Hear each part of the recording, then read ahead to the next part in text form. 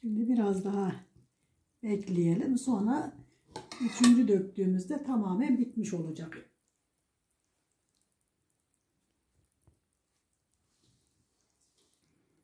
Bakın sevgili dostlar, son bir kere daha döküyorum.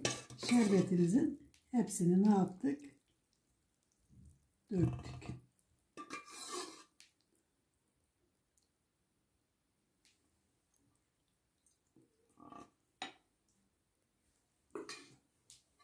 Sevgili dostlar, bugün size şambali tatlısı yapacağım Allah izin verirse. Şöyle klasik bardakla 2 bardak irimiğimiz var.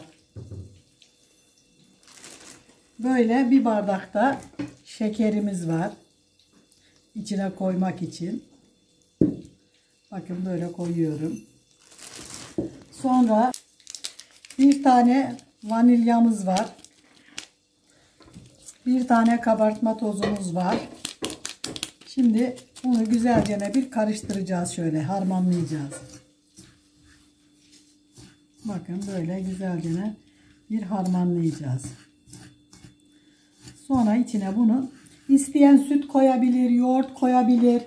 Hatta suyuna bile yapılabilir.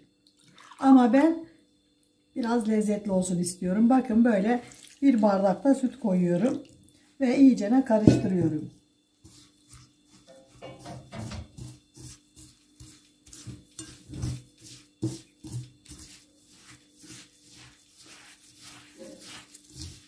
Bakın böyle iyicene karıştıracağım. Ağzını kapatıp ortalama 2 saat bekleteceğim sevgili dostlar. Yalnız şöyle bir 5 dakika iyicene karıştıracağım. Bakın cıvıklığını siz de görün bu şekilde. Ağzını kapatacağım ve en az 2 saat. İsteyen akşamdan da bekletebilir ama ben 2 saat diyorum. Aha böyle bir tepsiye yapacağım sevgili dostlar. Tamam. Bakın böyle bırakıyorum buraya. Bu artık böyle bekleyecek sevgili dostlar.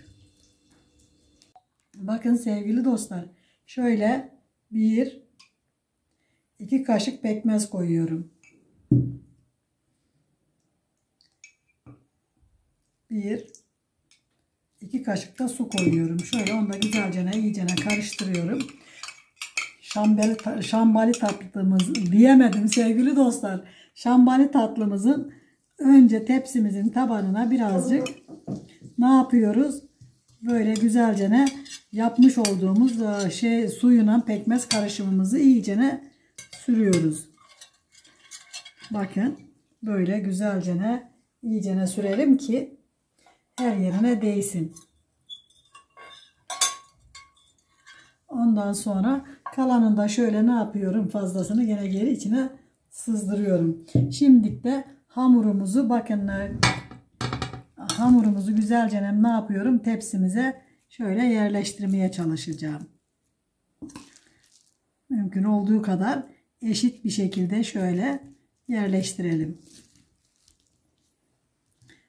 Sevgili dostlar, Ramazan'da böyle tatlıları yapacağız Allah izin verirse. Ve de yiyeceğiz iftarda. Ama inşallah Allah'ım herkese yapmayı nasip etsin. Hayırlı Ramazanlar, hayırlı oruçlar. Allah herkesin ibadetini kabul etsin inşallah. Amin. Ne diyeyim, şu mübarek günde evimize dirlik, düzen, huzur, bereket versin Rabbim.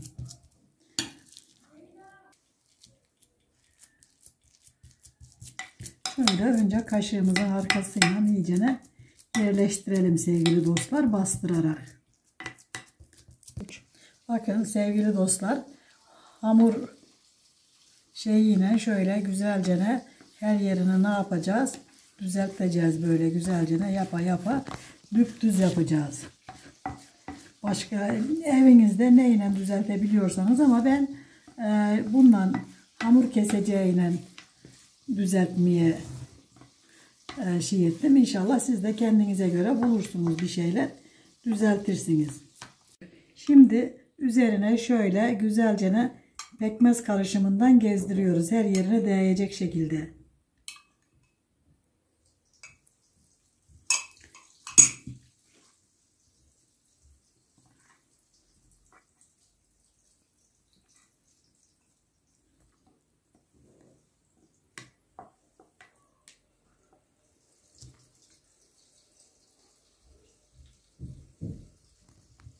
diye.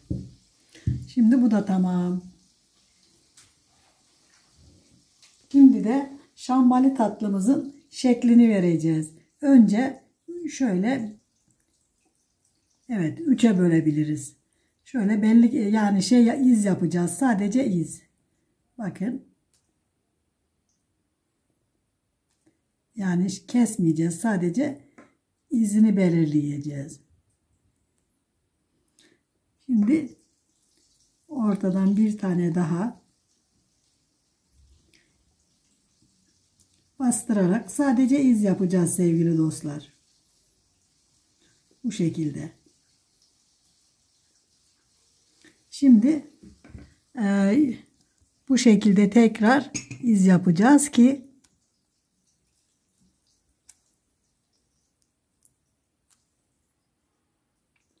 şambali tatlımız zaten biliyorsunuz ince ve uzun dilimler oluyor. Bu şekilde gayet güzel dilimliyoruz şambali tatlılarımızı.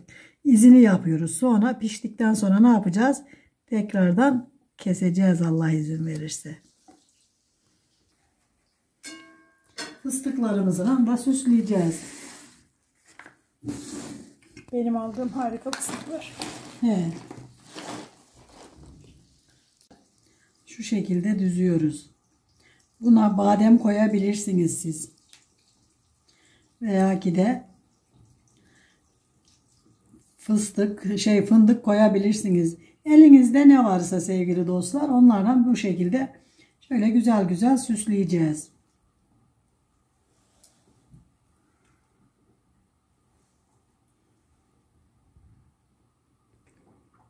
Şimdi bu doğru Kaç derecede fırına gidecek anne? 180 180 derecede fırında pişmeye devam. pişmeye gidiyor. O girdi.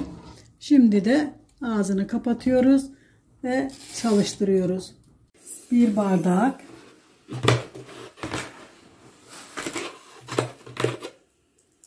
iki bardak, 2,5 bardak ne koyuyoruz? Şeker koyuyoruz. Şimdi de 2,5 bardak da su koyacağız sevgili dostlar.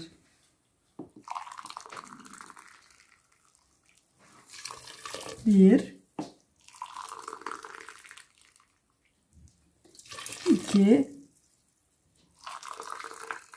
2,5. Tamam. Şimdi de ocağımızın üstüne koyalım. Birazcık kaynatalım. Böyle ocağa koyalım. Biraz kaynayınca azıcık da limon sıkacağız sevgili dostlar. Dostlar bakın. Böyle bir tane limonumuzun şöyle azıcık sıktım. Şöyle bir dilim de keseceğim. Şöyle içine atacağım. Bu bizim bahçemizin limonu sevgili dostlar. Böyle altı kısık bir şekilde yavaş yavaş birazcık kaynayacak. Yani bir 15 dakika. 15 dakika kaynayacak. Şöyle kıvamını alacak, yani tatlı kıvamı olacak. O zaman 15 dakika sonra Görüşürüz. Sevgili dostlar, bunu biraz daha tutacağım ama şimdi şu kestiğim izlerden bir daha kesmem lazım. Nerede şey? Şu ya da bıçakla mı keselim? Bakın sevgili dostlar, iz yaptığımız yerden şu şekilde şöyle güzelce ne yapıyoruz? hoş geldin kızcağım. Kesiyoruz. Kısır mı yapmış annem bana? Ay teşekkür ederiz Teşekkür anneye. ederim canım. Şimdi bu şekilde izlerin olduğu yerden keserek tekrardan geri ne yapacağız? Fırına koyacağız. Sevgili dostlar, bir de elim yanmasa çok iyi olacak da işte bazen de elim de yanıyor. Çünkü hem şerbet içine iyi çekecek hem de içleri iyicene pişecek. Allah'ım herkese ağız tadıyla Ramazan geçirmeyi, şöyle inşallah bayrama ulaşmayı nasip etsin. Şimdi bunu bir 10 dakika daha ne yapacağız?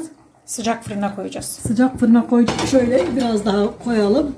İçini güzel bir çeksin. Şöyle kapatıyorum. Bakın sevgili dostlar, şöyle şerbetini dökeceğiz. Ama hepsini bir seferde öyle hurra diye değil. Şöyle biraz dökeceğiz. Bekleyeceğiz. Çekecek, bir daha dökeceğiz. Öyle hurra hurra olmaz. Anne Evet. yurt dışındakiler senin hurra hurra dediğini anlayacak. Hepsini birden dökmeyeceğiz. Evet. Yavaş yavaş dökeceğiz. Evet, yavaş yavaş dökeceğiz ki içine iyicene çeksin.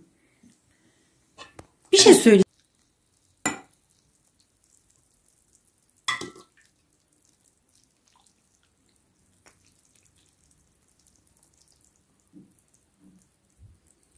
Şimdi biraz daha bekleyelim. Sonra üçüncü döktüğümüzde tamamen bitmiş olacak.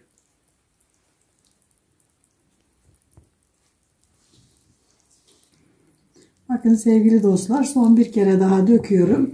Şerbetimizin hepsini ne yaptık? Döktük.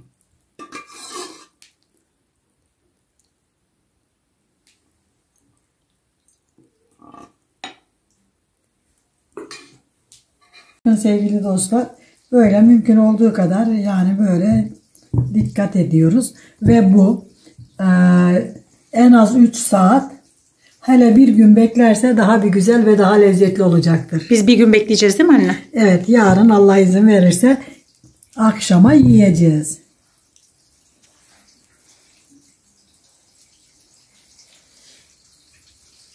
Yarın servis yaparken görüşürüz sevgili dostlar. Bakın sevgili dostlar, suyunu çekmiş, pardon şerbetini çekmiş ve harika olmuş. Şimdi ne zamanı? Servis zamanı. Şöyle güzelce kestik ama yine de bir elden geçirmekte fayda var alırken. Satarlar. Tablalarda satarlardı. Nasıl mutlu olduk, bunu aldılar mı bize? Bakın şu şekilde. Bakın. Gayet güzel. Anne.